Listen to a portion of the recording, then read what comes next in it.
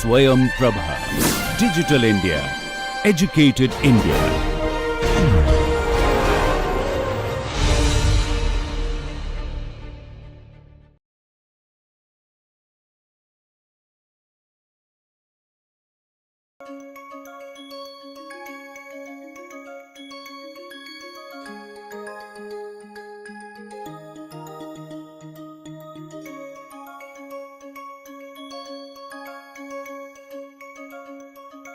Namaskar, I'm Devdip Purkayastha from the Indian Institute of Technology, Bombay.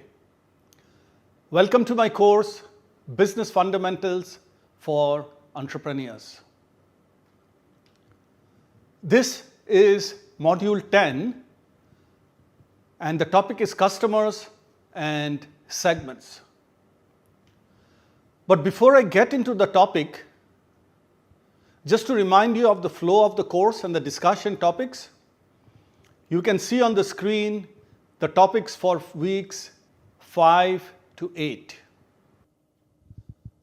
We will talk a little bit about what are customers and what are their needs, and then what are the segments, different kinds of customers, and then how to create a winning value proposition with your customers. So let's start with a definition of who is a customer. And then we'll look into what a customer needs. Simply put, a customer is someone who is willing to pay and buy your product or your service because it meets a need that the customers have.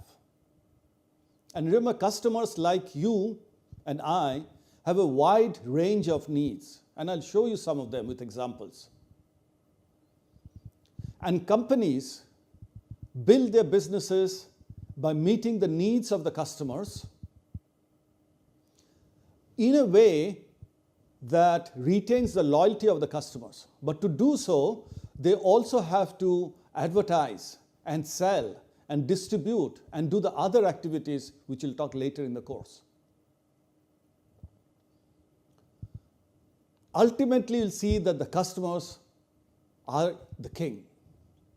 Because if you don't have a customer who's willing to pay for your product or service, ultimately you'll not have a business left.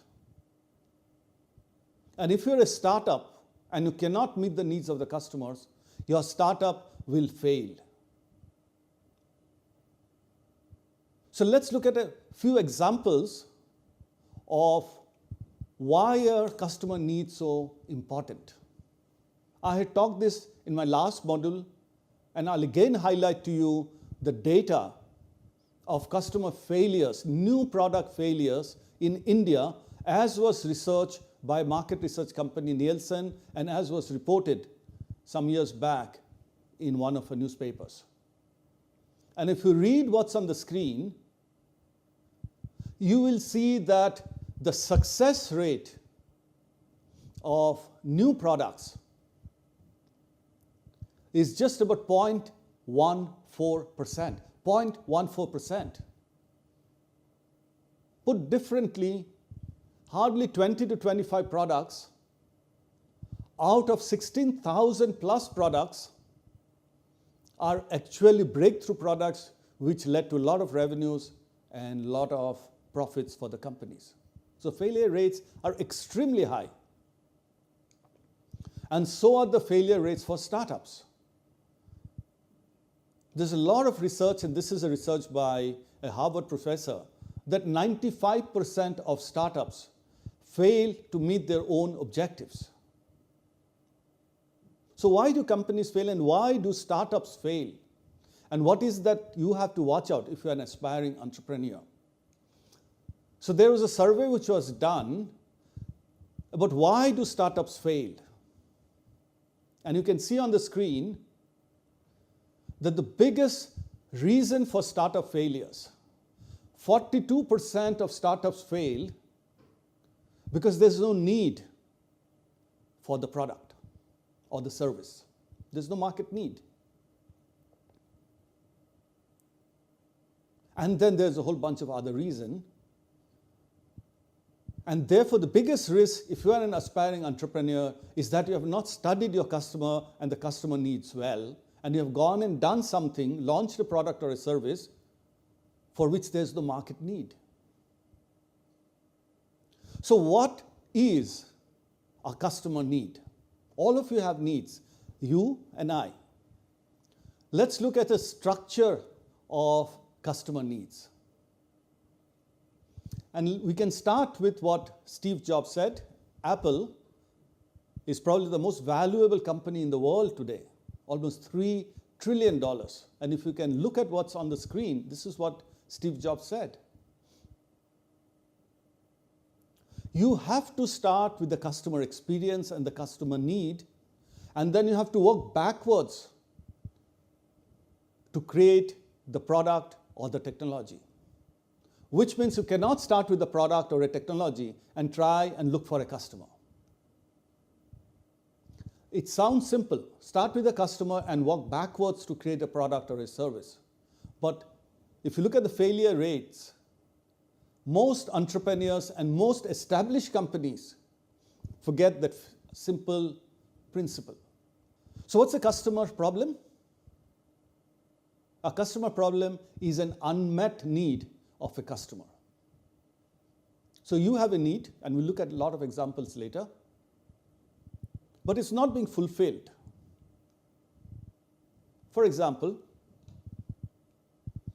you'd like to drink something, and there are some drinks out there, but you don't like the drinks that you have. It may be too sweet, too salty, too much of carbon on it, carbon dioxide on it, it's too fizzy, it's too small, it's too big. That means you have an unmet need for as simple as a drink. And some company or some startup which can identify that need can actually create a business around it. In 1940s, an American psychologist and professor came up with what is called the human needs hierarchy. And if you look at the screen, you will see that all human beings have what is called basic needs. And basic needs are just the needs that you need to stay alive. That's food, that's security, that's housing, that's safety. So those are the basic needs.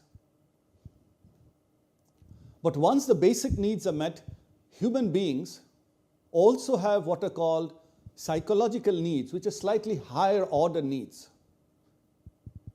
And some of the needs can be a social need, a need to belong somewhere, belong in a community or a club or a family or with friends. Another psychological need is esteem needs, a prestige need, and we'll show you some examples. So these are psychological needs. And then you have higher order needs where everybody, all human beings have a need to improve themselves in many different ways. If you are a cricketer, you want to play better cricket. If you are an artist, you want to perform better. If you are a singer, you want to sing better. If you are a student, you want to learn more. If you are a professional, you want to grow in your career. So these are higher order needs, which is about self-fulfillment and self-actualization needs. Let's look at some examples. Let's start with basic needs. So if you walk into a store, a D-Mart, or a Star Bazaar, or a Reliance Bazaar, you have basic needs of food, clothing, and you'll probably buy a loaf of bread, and you'll probably buy just a pair of jeans, or some clothing, or some drinks, or vegetables. These are basic needs. You'll buy a house to live in. You'll buy some safety equipment so that you are safe. So these are basic needs. And companies over centuries have built businesses to meet those needs. Apparel companies which give you that pair of jeans or a shirt or a hoodie or a t-shirt. And food companies which give you that loaf or biscuit or a drink. Let's look at a higher order need, which is social needs. Now think about it. All of you are using social media platforms, Facebook, Instagram, or WhatsApp, etc. And what does it allow you to do? What need does it fulfill for you? It helps you connect with a community, or your family, or your friends, or your college mates, or your club mates. And you develop a need of belonging. And many of you are spending a lot of time on Facebook or Instagram or a dating app or WhatsApp because you feel connected. And remember, businesses which are fulfilling such needs are actually very big, very profitable, and very valuable. So the examples which I have on screen are by a company called Meta, or Facebook, used to be called Facebook earlier, and they're very valuable. They make a ton of money, and they're very profitable. Esteem needs. Now there's a pair of jeans here. A basic jeans would probably cost $10 to $20. That's what it will cost. Maybe a few hundred rupees. But this is a pair of jeans, and you can look it up on the internet yourself. The link is there. It's the most expensive pair of jeans in the world.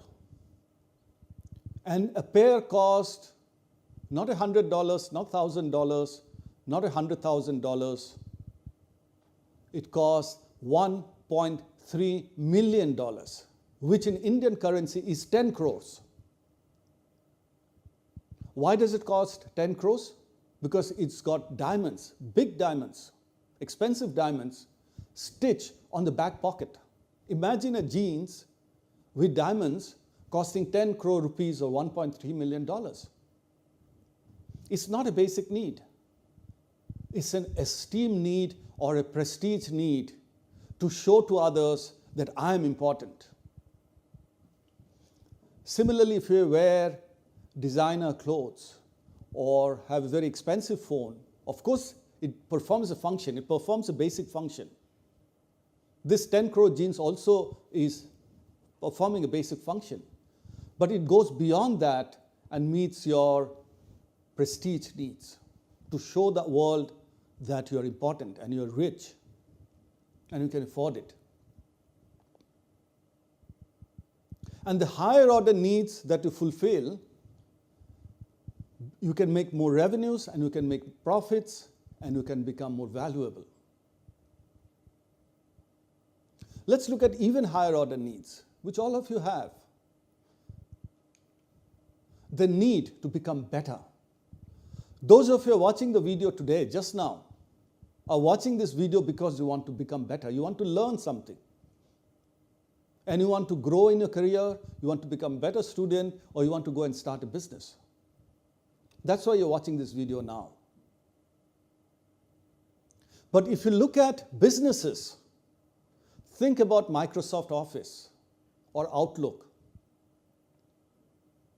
It meets a productivity need, needs of a professional to communicate, to build documents, write documents, and make PowerPoints, presentations, or calculate on Excel. And look at Google. With Google, anybody can get as much knowledge as the most knowledgeable person in the most knowledgeable colleges or professions in MIT or Harvard or Stanford or Oxford or IITs or any of the best colleges around the world. With Google, you can improve yourself because you can get access to all the knowledge in the world. And remember, Microsoft, Google are very, very valuable, successful, profitable, and large businesses. So the higher order needs that you meet, the more profitable you can become, the more valuable you can become, the faster you can grow your business. And then you have the supreme needs, where you actually don't expect anything in return. You're just giving away something For example, you're donating something. You're donating something to an orphanage or to poor people or to NGOs or to a Rotary Club or any of the clubs that are doing welfare. And why are you donating? You don't expect anything in return. You're donating something because you want to improve the world, and as you improve the world, you feel better. So you become a self-actualized person. And think about all the people in the army who, even as you watch this video, are guarding our borders and keeping our country safe. They're putting their lives at stake for the sake of the country, our Jawans, our army, our air force. Think about Mahatma Gandhi. He devoted his life to get us independence. Think about Nelson Mandela, Nobel laureate. And he spent 25 years in jail in South Africa protesting against apartheid to free his country, South Africa, from apartheid. 25 years in prison. And Mahatma Gandhi and others, freedom fighters. So they're willing to give their lives for the country. That's the highest order need. So it's very important that you have a basic understanding of human needs before you get into business. So whether you are a BCom student or a BA student or a CA or an MBA or a BTech or BE student, or you're an aspiring entrepreneur, or you're a professional, finance professional, or human resource professional, you still have to understand human needs, because that's the starting point of building great businesses.